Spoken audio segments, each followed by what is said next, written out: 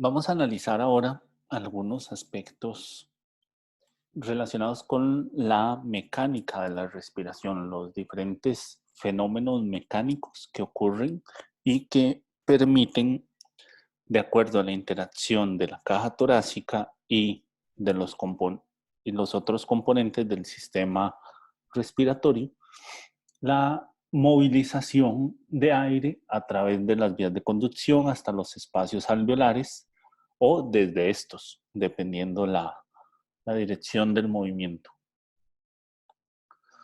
El objetivo general es explicar los movimientos involucrados en la mecánica de la inspiración y de la expiración, así como explicar cómo la espirometría mide los volúmenes y el flujo de aire en los pulmones, qué factores determinan estos componentes y los cambios en algunas situaciones fisiológicas. Habíamos mencionado que el sistema respiratorio es un sistema de convección externo que permite la movilización del aire atmosférico hasta la zona de intercambio alveolo capilar.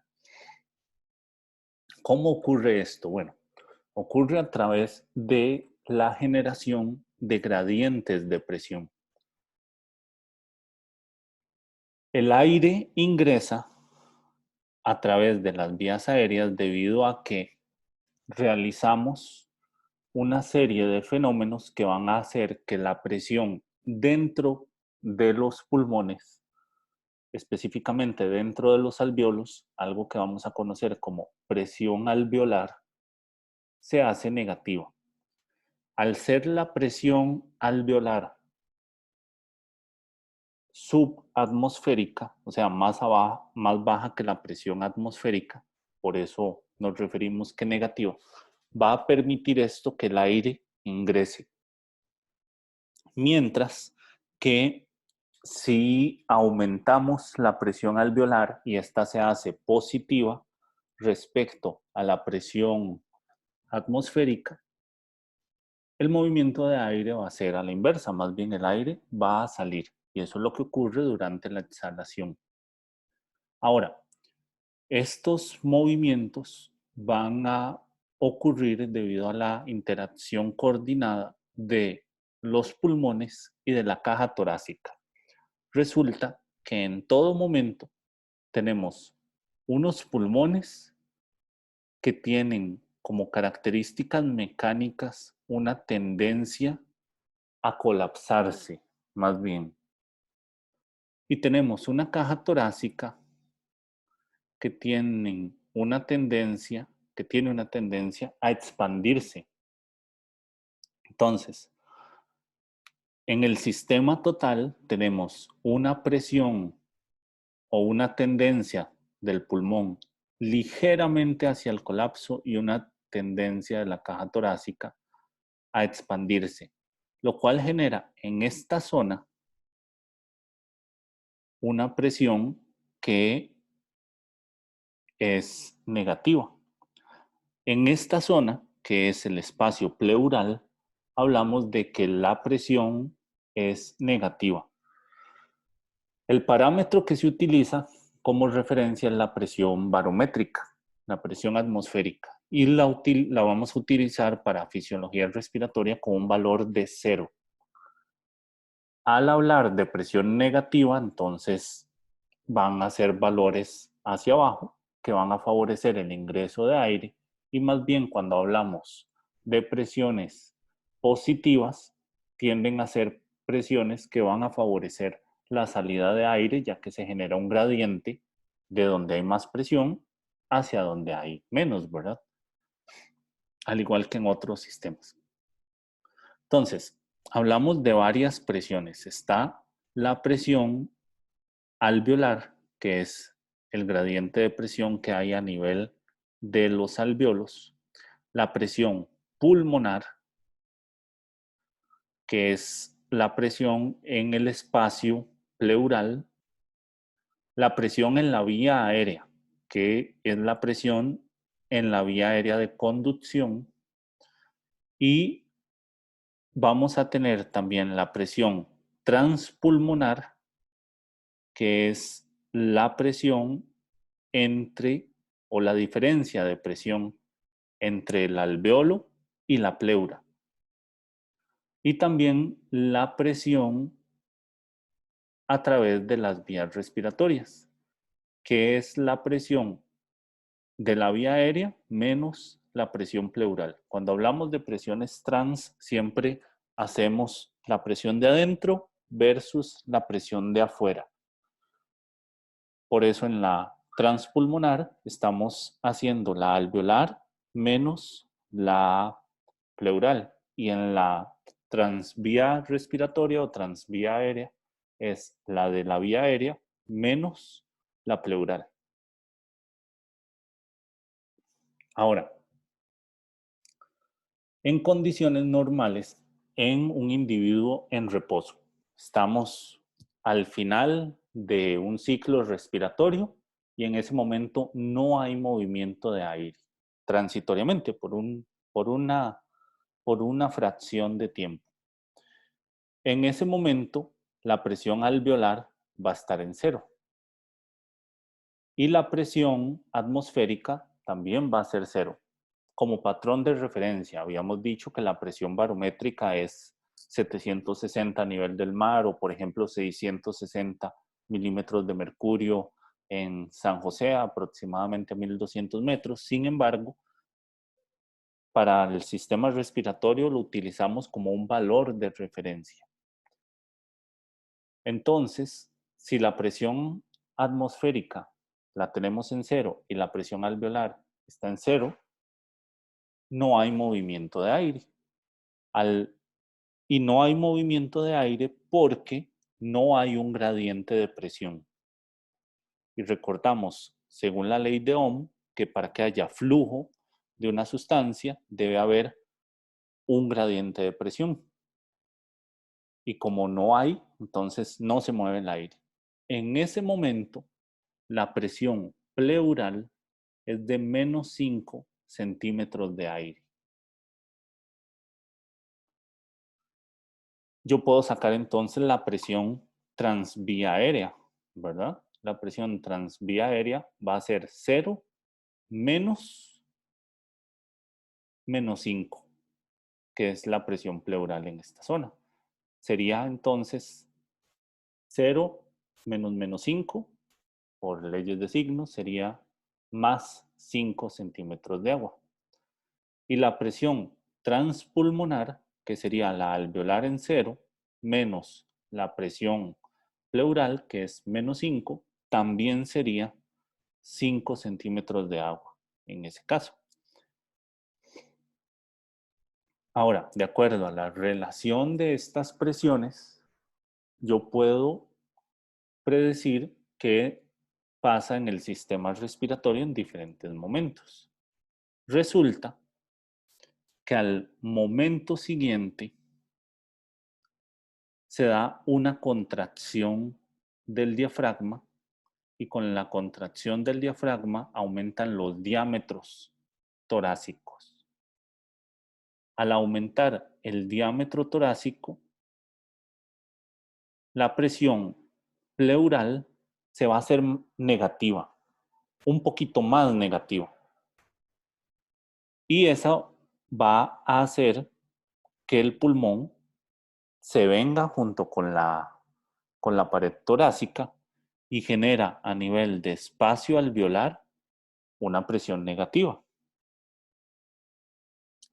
Teniendo entonces 0 de presión en la vía aérea superior o a nivel atmosférico y ahora una presión que antes estaba en 0 a nivel alveolar y se vuelve negativa, vamos a tener ingreso de aire.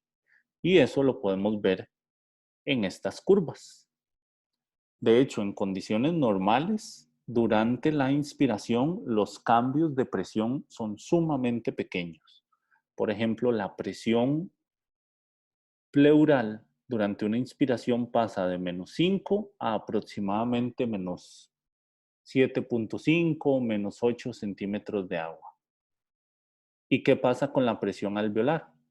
Disminuye cerca de 1 centímetro de agua, nada más. Esa pequeña diferencia de gradiente permite que haya un flujo de aire. En este caso negativo, porque va hacia adentro, y va a entrar un volumen de aire durante el periodo que dura la inspiración, que en un ciclo respiratorio normal, la inspiración tarda cerca de un segundo, cerca de 1 a 2 segundos. A veces se describe una pequeña pausa, luego una exhalación que tarda alrededor de otros 2 segundos y luego una pausa al final de la exhalación. Todo ese proceso tarda aproximadamente 5 segundos y se da de forma cíclica. Quiere decir que en un minuto la frecuencia respiratoria promedio oscila los 12 ciclos por minuto.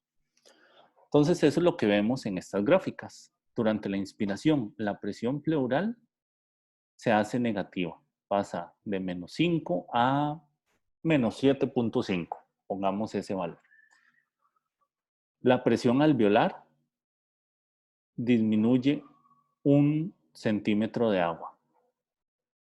Se genera entonces un flujo, o sea, un movimiento de aire que va a ser máximo cuando la presión alveolar sea más negativa. Como el alveolo se va llenando cuando entra el aire, entonces el flujo se va haciendo ahora más lento. Es como cuando entramos en un lugar donde hay muy poca gente. Al principio es muy fácil entrar. Después se vuelve un poco más difícil y por eso el flujo se vuelve más lento. Y al llenarse el alveolo, va a llegar al final de la inspiración un punto donde la presión alveolar otra vez es cero. Y al ser cero, no hay movimiento. Inmediatamente se activan los músculos involucrados en la exhalación o simplemente se relaja el diafragma, con lo cual disminuyen las presiones, disminuye el estímulo contráctil del músculo diafragma. Y con esto disminuyen los diámetros torácicos. Entonces, ahora yo tengo los pulmones llenos de aire y contraigo el tórax. ¿Qué le hace eso a la presión alveolar? La aumentan, la vuelven positiva, como se ve acá. Y al hacerla positiva, que vean, es igual cerca de un cambio de 1 centímetro de agua apenas. ¿Qué le va a ocurrir a la presión pleural? Se vuelve positiva. ¿Qué pasaría, por ejemplo, con la presión transpulmonar durante la expiración? Si la presión estaba en la alveolar, estaba en 0 y ahora tengo una presión transpulmonar en menos 7, una presión pleural en menos 7, entonces la presión transpulmonar sería 0 menos 7. O sea, 7.5 centímetros de agua. Ese es el valor promedio. Al ser ese valor positivo, se va a generar un flujo de aire hacia afuera, porque la presión es mayor en los alveolos que en la atmósfera. Entonces, los pulmones se van a vaciar. No completamente, hay un volumen que es el que estamos movilizando durante la respiración tranquila.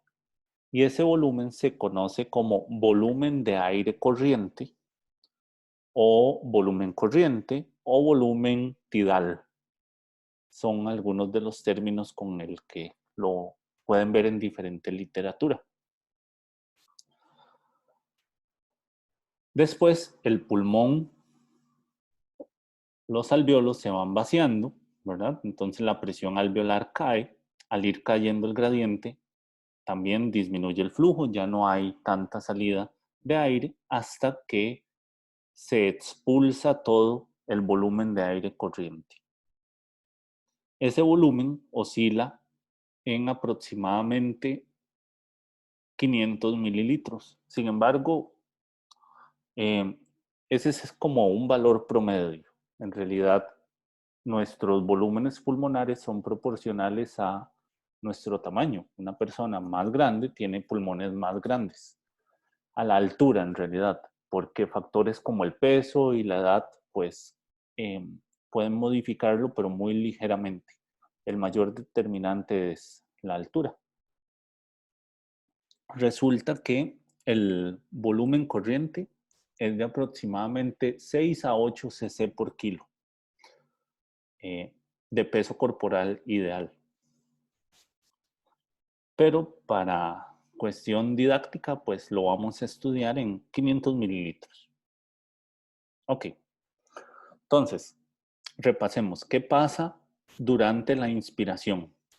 Los músculos inspiratorios se contraen. La cavidad torácica se expande. La presión pleural, que ya era negativa, se vuelve más negativa. Aumenta la presión transpulmonar. Los pulmones se llenan de aire debido a que hay un flujo de aire hacia los alveolos favorecido por el gradiente que se está generando, donde la presión alveolar se hizo negativa. Hasta que se llenan los alveolos y entonces se iguala la presión en el alveolo con la presión atmosférica y ahí es donde se detiene el flujo. Durante la exhalación ocurre lo contrario. Ahora, eso es en condiciones normales, en un individuo en reposo. Resulta que se han hecho varios experimentos y sabemos ahora que, que el pulmón se comporta diferente de acuerdo a cuánto aire le ponemos o a cuánta presión le ponemos. Si uno agarra un pulmoncito y le empieza a meter presión con una jeringa, al principio casi no lo logra inflar. De hecho, hay muy poco volumen en ese pulmón. En este caso es un modelo de un pulmón pequeñito de 200 mililitros. Yo aumento la presión transpulmonar, o sea, la presión con la que el aire va a entrar al pulmón y hay muy poco cambio hasta un punto donde hay un cambio en esa pendiente. Y ahora, un cambio pequeño de presión se asocia con un gran cambio en el volumen que le ingresa al pulmón cuando lo estamos inflando. Hasta otro punto donde ya el pulmón está casi lleno y poco, poca adición de volumen se asocia con un gran aumento de presión. Y vemos que el pulmón se comporta diferente cuando se insufla, que sería el análogo a la inspiración, que cuando se desinfla, que sería el análogo a la exhalación. Resulta que esa misma prueba la hicieron, pero no con aire, sino con líquido. Y la curva es completamente diferente. Y de hecho, la insuflación y la desuflación del pulmón, las curvas son bastante similares. Bueno, esta es la curva de presión-volumen. Y en condiciones normales, la curva de insuflación tiene dos puntos que son importantes, o tres zonas. Una zona de poco cambio de volumen, una zona de mucho cambio de volumen y de nuevo otra zona de poco cambio de volumen. Hay unos puntos donde esa curva cambia, más o menos acá. En este ejemplo en particular lo ponen en 10 centímetros de agua y se conoce punto de inflexión inferior. Y hay otro punto ya cercano acá que se conoce como el punto de inflexión superior, donde de ahí en adelante el pulmón le aumenta mucho la presión con poca ganancia de volumen. Ok, resulta que en esa curva, que es algo parecido a lo que estamos viendo acá, pero en este caso ya en un esquema de un pulmón normal, ¿verdad? Dentro de todo el volumen que le cabe a un pulmón, que dijimos, o a los pulmones, que dijimos que eran cercanos a 5 a 6 litros, y presiones transpulmonares más similares a donde estamos respirando, que dijimos que van de 5 a 7.5 aproximadamente. Quiere decir que yo con 2.5 centímetros de gradiente de presión transpulmonar logro meter 500 mililitros, medio litro.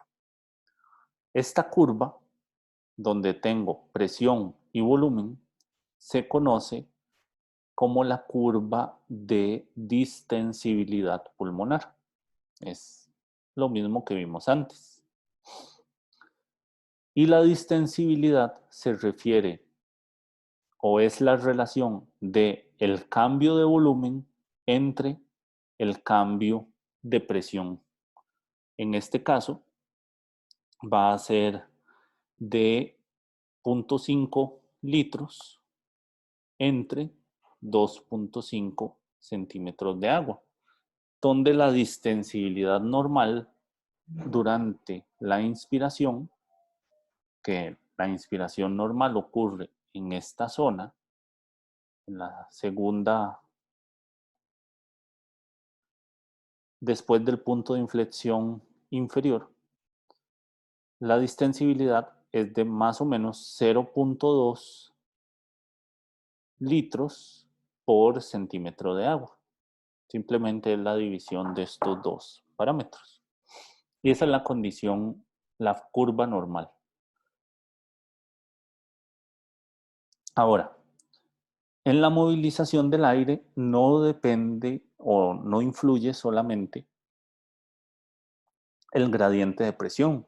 Según la ley de Ohm, la movilización de un flujo es proporcional, de un fluido, perdón, es proporcional a un gradiente de presión entre una resistencia. Y bueno, ¿cuál es la resistencia de la vía aérea? Básicamente son todas las fuerzas friccionales que se vencen durante el ciclo respiratorio y está determinada por la estructura anatómica de la vía aérea, pero también por la resistencia viscoelástica de la vía aérea propiamente y de órganos circundantes.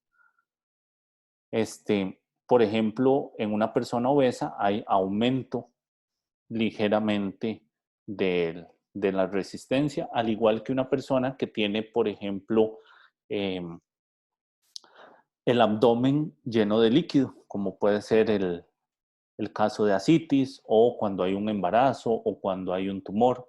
En ese momento, pues expandir la caja torácica genera más trabajo, puesto que hay una resistencia a esta movilización.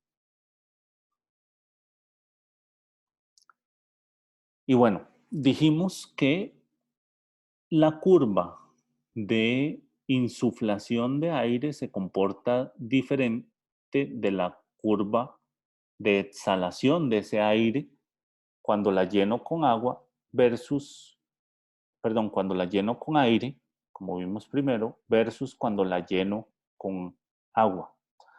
¿Y por qué ocurre esto? Bueno, resulta que a nivel de los pulmones tenemos una interfaz de aire-agua. Dijimos que la primera fase o la primera barrera que el oxígeno debía difundir era el endotelio, perdón, los neumocitos. Sin embargo, los neumocitos tienen una cubierta o una película pequeña de aire. Y como ustedes recordarán de sus clases de física, cuando yo tengo una interfaz aire-agua, se genera una tensión superficial. Y la tensión superficial va a hacer entonces que sea mucho más difícil separar los alvéolos al inicio de la insuflación debido a varios fenómenos que vamos a ver ahorita. Hay una ley que nos describe cuál es la presión dentro de una estructura esférica y esa se conoce como la ley de Laplace. La ley de Laplace dice que la presión en una esfera es proporcional al doble de la tensión e inversamente proporcional al radio. Quiere decir que radios más pequeños tienen mucha más presión que radios más grandes. Aquí tenemos un ejemplo. En esta esfera, la presión es menor que en esta, que es más pequeña. Y vemos la fórmula. La presión en la esfera 1 es de 2 por la tensión superficial, que es de 70 dinas por centímetro, entre el radio, que en este caso es 0.010 centímetros, y da una presión de 14 centímetros de agua. Sin embargo, si comparamos la presión en una esfera más pequeña, va a ser igual 2 por 70 entre 0.005, que es el diámetro de este otro modelo. Y vemos que la presión es del doble. Entonces, si yo tengo dos esferas conectadas, una con mayor presión que la otra, ¿qué va a pasar con el aire? Debería fluir hacia el sitio de menor presión, ¿verdad?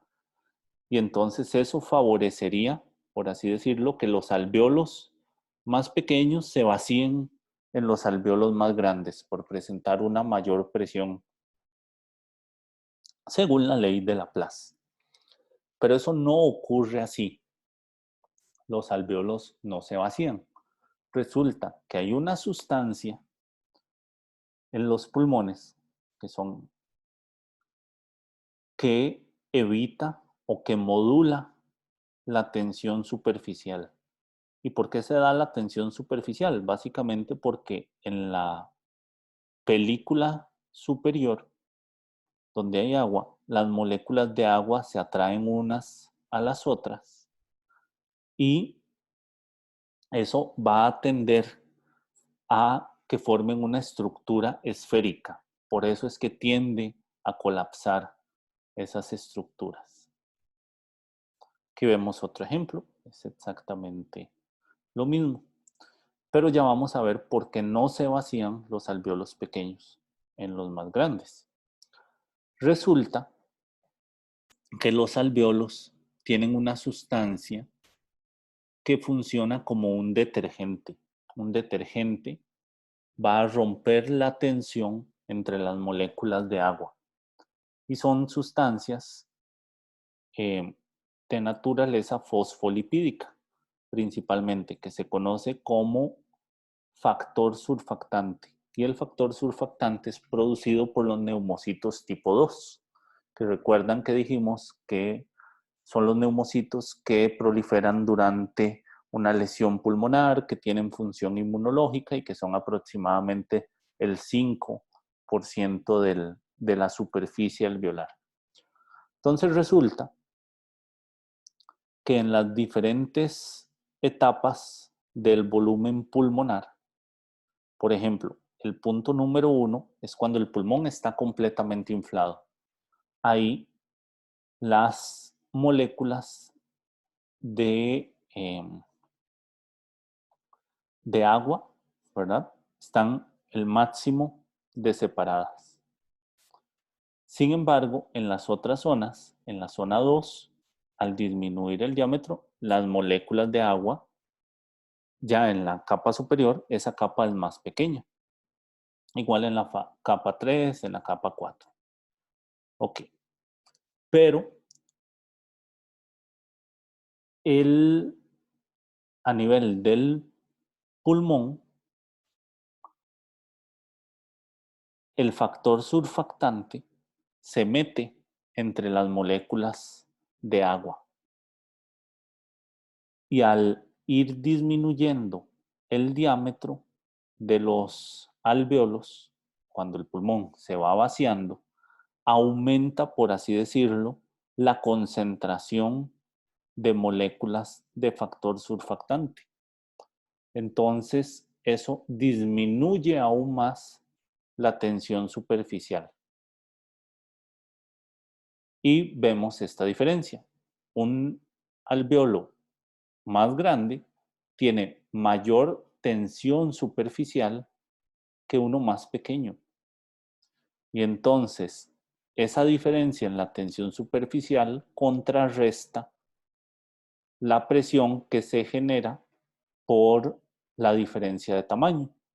Por lo tanto, la presión total en ambos sistemas tiende a ser muy parecida y por eso no se van a vaciar zonas del pulmón en otras, alvéolos más pequeños en los más grandes. Eso no ocurre en condiciones normales, sí puede ocurrir en algunas condiciones particulares, pero normalmente esto casi no ocurre.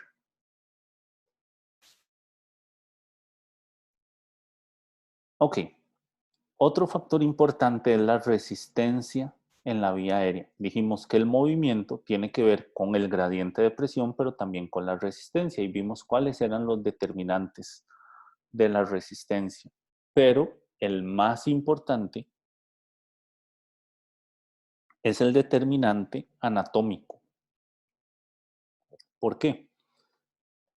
Resulta que el flujo de aire depende del gradiente de presión y de la resistencia de la vía aérea. Y como recuerdan de la unidad de cardiovascular, ¿de qué depende la resistencia? Depende de la longitud de la tubuladura, ¿verdad? En este caso no hay cambio. De la viscosidad del fluido, la viscosidad del aire en condiciones normales no cambia. Y es inversamente proporcional al radio a la 4. Quiere decir que entre más pequeña la, la zona por la cual está pasando el aire, mayor es la resistencia. Y aquí hablamos de no el diámetro, por ejemplo, de un alvéolo aislado, ¿verdad? Sino de más bien toda la superficie completa. Entonces, veamos que en condiciones normales, la faringe y la laringe representan cerca de un 30% de la resistencia de la vía aérea y que la vía aérea de más de 2 milímetros es, esto es como un 40, es cerca de otro 40%, mientras que las vías aéreas pequeñas me dan apenas un 0.3% de la resistencia. Ok, resulta que las vías aéreas más grandes, primero, son menos en número, solo tenemos una tráquea, ¿verdad? Mientras que tenemos 300 millones de alvéolos, entonces de ahí la diferencia. Pero otro punto, con la vía aérea de más de 2 milímetros de diámetro, como puede ser un bronquio o un bronquiolo, es que tienen músculo liso. Y el músculo liso bronquial puede sufrir cambios en su tono y por lo tanto generar cambios en el diámetro de los bronquios, lo que se conoce como broncoconstricción, como ocurre en los pacientes con asma. O como puede ocurrir, por ejemplo, si a mí se me atora una semilla en la tráquea o si una persona tiene un tumor en la tráquea, ¿verdad? La resistencia va a ser mucho mayor por la disminución del radio por donde pasa el aire. Y bueno, los otros determinantes que comentamos previamente. Un punto importante es que el aire se mueve diferente en las diferentes zonas del pulmón. De acuerdo a un flujo turbulento o un flujo laminar. Habíamos visto que el flujo laminar se va a dar en zonas donde hay un área bastante grande. Por ejemplo, a nivel de los alvéolos, el flujo tiende a ser laminar. Y en las zonas finales de los alvéolos, los sacos alveolares, etc. Mientras que, por ejemplo, en la tráquea, el flujo es más turbulento. Y hay zonas de transición, como los bronquios o bronquiolos, donde se da un flujo transicional, laminar en las zonas rectas y turbulento en las bifurcaciones.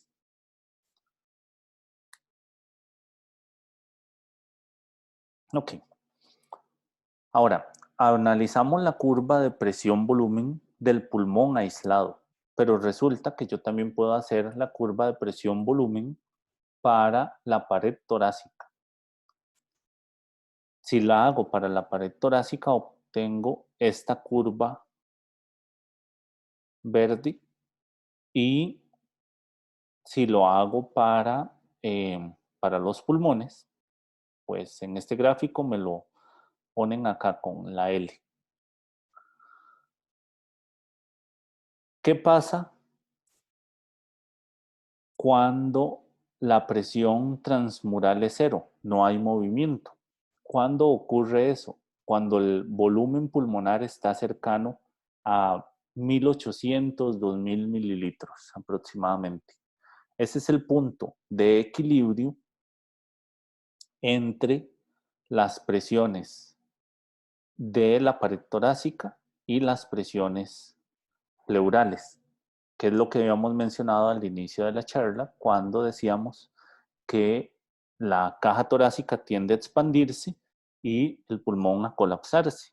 ¿En qué momento se detiene eso? Bueno, cuando el flujo es cero, pero eso no ocurre cuando el pulmón está completamente vacío. Ocurre con un volumen de aproximadamente cercano a los 1800, 2000 mililitros.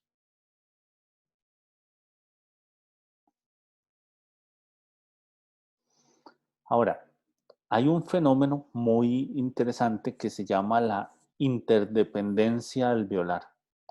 ¿Qué pasa cuando inspiramos? La presión pleural se hace negativa, pero absolutamente todos los alvéolos se van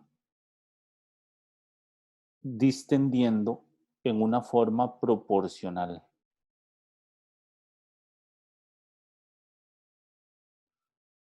Como vemos acá. Mientras que si yo pongo una persona y la pongo en un lugar con presión negativa, le expando yo la pared torácica, ven que el comportamiento es diferente. Y si más bien le aplico presión positiva, o sea, meto aire a presión por sus vías aéreas, como puede ocurrir con ventilación mecánica, por ejemplo, en un paciente que tiene un tubo endotraqueal, la presión no es homogénea en todos los alvéolos. Por eso, estas situaciones son deleterias, ¿verdad? En sí mismas, porque exponen algunos alvéolos a presiones mayores que otros.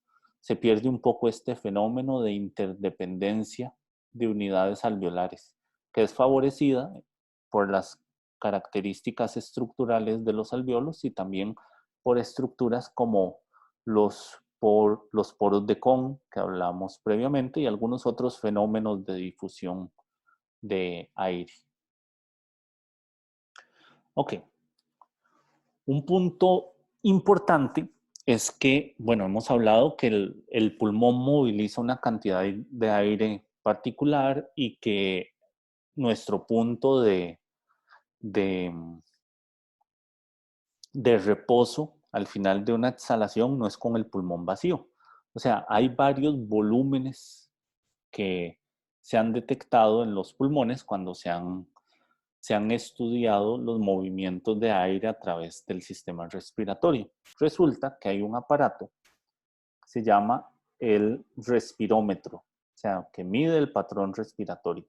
Entonces, básicamente lo que se hace es que se pone a un individuo a respirar en un circuito cerrado, donde hay una cantidad de aire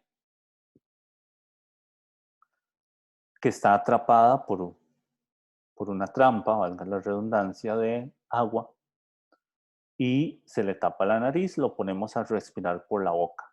Entonces, el individuo, al inhalar, tenemos una campana que cuando inhala, saca aire de esta zona. Entonces la campana baja.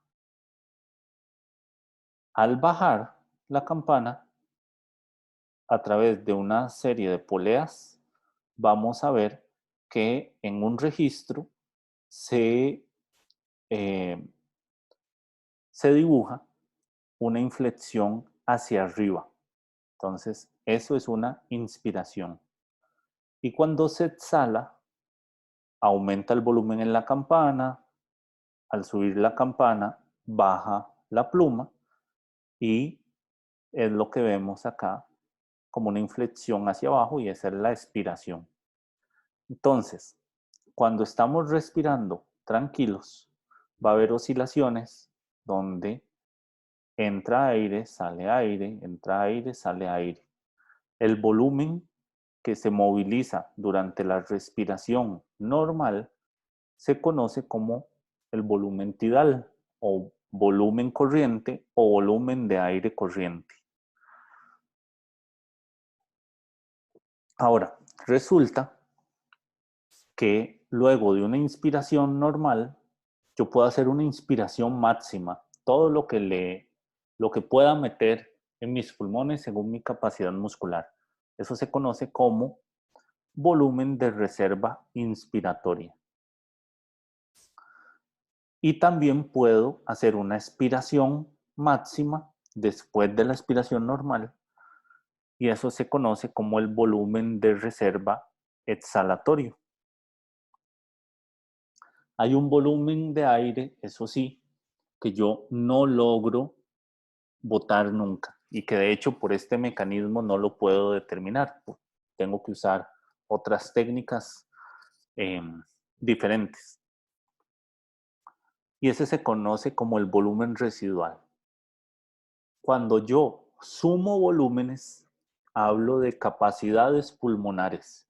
Entonces, tengo una capacidad residual funcional que me incluye el volumen de reserva exhalatorio y el volumen residual. La capacidad residual funcional tampoco la puedo medir directamente, porque no puedo medir directamente el volumen residual, pero sí puedo medir la capacidad inspiratoria. La capacidad inspiratoria incluye la inspiración normal y la inspiración máxima. O sea, es todo lo que yo logro inspirar después de una exhalación. Y me incluye el volumen tidal y el volumen de reserva inspiratorio. Hay otra capacidad que se conoce como la capacidad vital. La capacidad vital es todo el aire que yo puedo mover, desde después de una exhalación máxima hasta el punto de el final de una inspiración máxima. O sea, estoy incluyendo el volumen de reserva expiratorio, el volumen tidal y el volumen de reserva inspiratorio, o la capacidad inspiratoria y el volumen de reserva expiratorio. Y la otra capacidad que puedo medir es la capacidad pulmonar total, pero de nuevo esa necesito otro aparato, no es un respirómetro, porque ninguno que requiera el volumen residual lo puedo calcular directamente con este aparato. Tengo que utilizar otras técnicas. Y aquí viene un aproximado de esos volúmenes. La capacidad pulmonar total oscila los 6 litros, la capacidad inspiratoria 3 litros, la capacidad residual funcional 3 litros. De la capacidad residual funcional, el volumen de reserva expiratorio es 1,5 litros y el volumen de reserva, perdón, y el volumen residual otro 1,5 litros, el volumen tidal cerca de medio litro y el volumen de reserva inspiratorio 2,5 litros.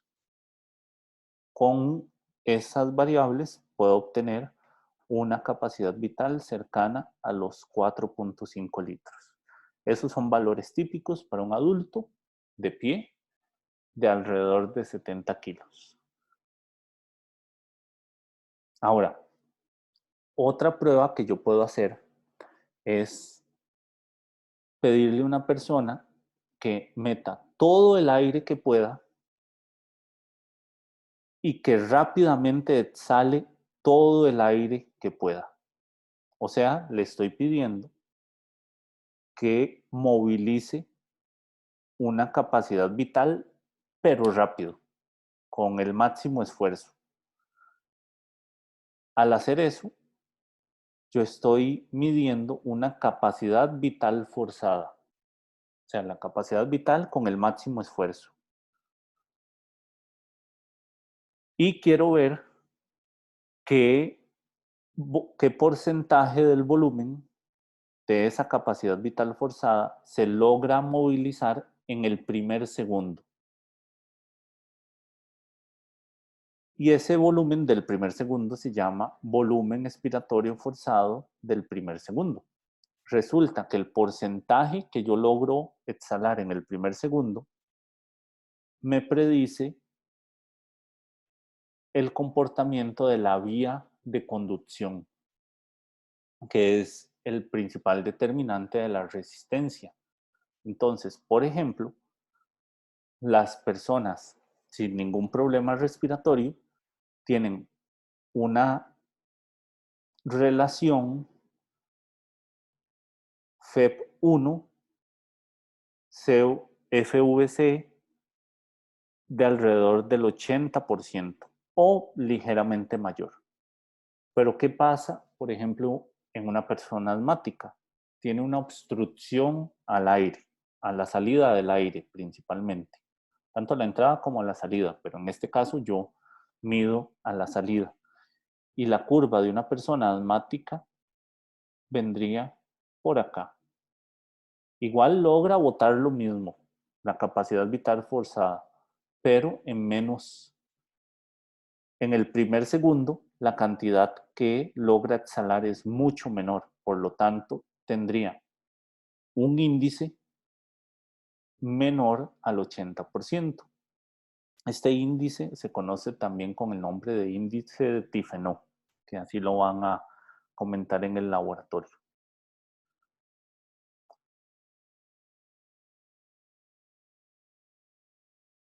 Otro volumen o otra fracción que yo puedo ver es la fracción expiratoria forzada 25-75.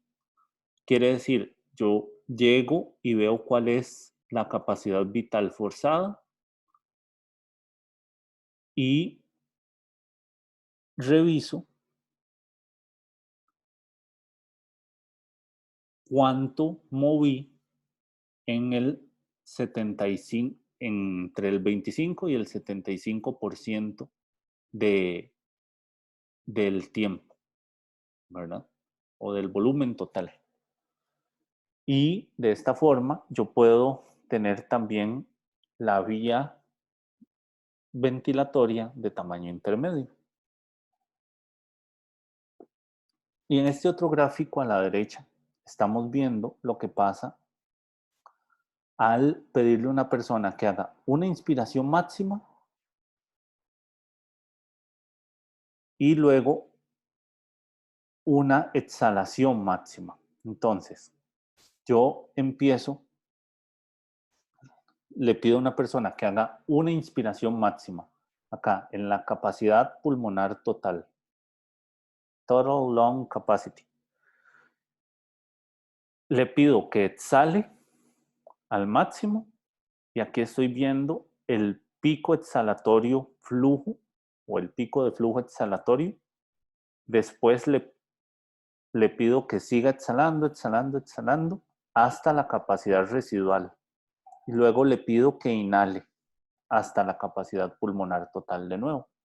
Esta curva se conoce como espirometría y me da información respecto al funcionamiento del sistema respiratorio, tanto durante inspiración como durante exhalación.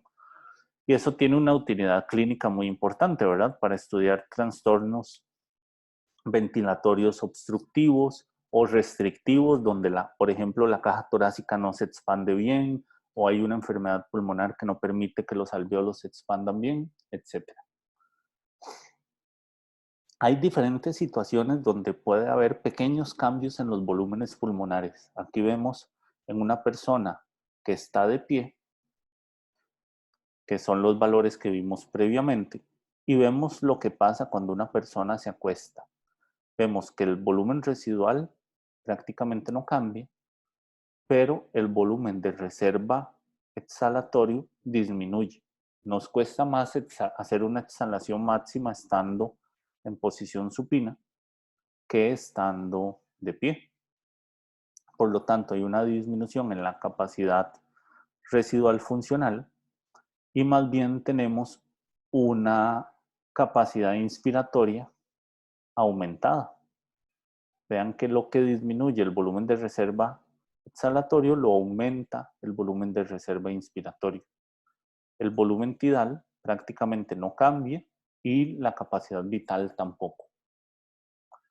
Y aquí vemos qué pasa con la capacidad residual funcional en diferentes posiciones. Vean que de pie y sentado, pues hay una pequeña variación, pero acostado a 60 grados ya disminuye, acostado a 30 grados disminuye todavía más, en plano disminuye todavía más, y en Trendelenburg, o sea, con las piernas en alto, disminuye todavía más, ¿verdad? Porque aquí tenemos además la restricción de las vísceras abdominales, generando restricción contra los componentes pulmonares. Entonces, por eso la posición es un parámetro importante durante la respiración. Y bueno, eso sería hasta acá. Ahí en el periodo de dudas o por correo me pueden contactar y vamos viendo cualquier duda que se va presentando y espero que les haya sido provechoso.